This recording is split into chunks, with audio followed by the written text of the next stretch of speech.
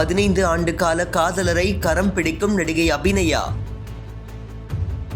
காது கேளாத, வாய் பேச முடியாத நிலையிலும் 58 படங்களில் நடித்து சாதனை செய்தவர். நாடோடிகள் நடிகைக்கு குவியும் வாழ்த்துக்கள்.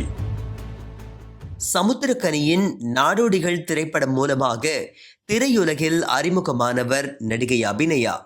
அந்த படத்தின் பெரு வெற்றி அபிநயாவின் திரைப்பயணத்தின் தொடக்கமாக அமைந்தது. எனினும் உண்மையில் அபிநயா வாய் பேச முடியாத, காது கேளாத மாற்றுத்திறனாளி ஆவார். அப்படியிருந்தும் நாடோடிகள் படத்தில் அவரது நடிப்பு பேசப்பட்டது.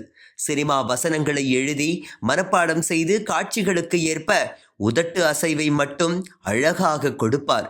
பிறகு டப்பிங்கில் பின்னணி குரல் மூலம் காட்சிகள் கோர்க்கப்படும்.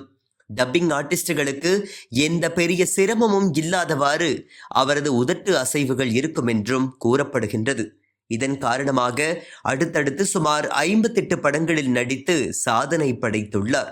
சினிமா துறையில் வென்ற அவர் தனிப்பட்ட வாழ்க்கையிலும் வெற்றி கொடியை நாட்டியுள்ளார். இது குறித்து அவர் பகிர்ந்த ஒரு புகைப்படம் வைரலானது. ஆம், தனது 15 ஆண்டு கால நண்பரை கரம் பிடித்துள்ளதாகவும் நிச்சயதார்த்தம் நடந்துள்ளதாகவும் கூறியுள்ளார். தான் பேசாமலேயே தனது கண் அசைவை வைத்து என்ன சொல்ல வருகின்றேன் என்பதை தனது கணவர் புரிந்து கொள்வார் என்று பெருமிதத்துடன் கூறியுள்ளார் அபிநயா.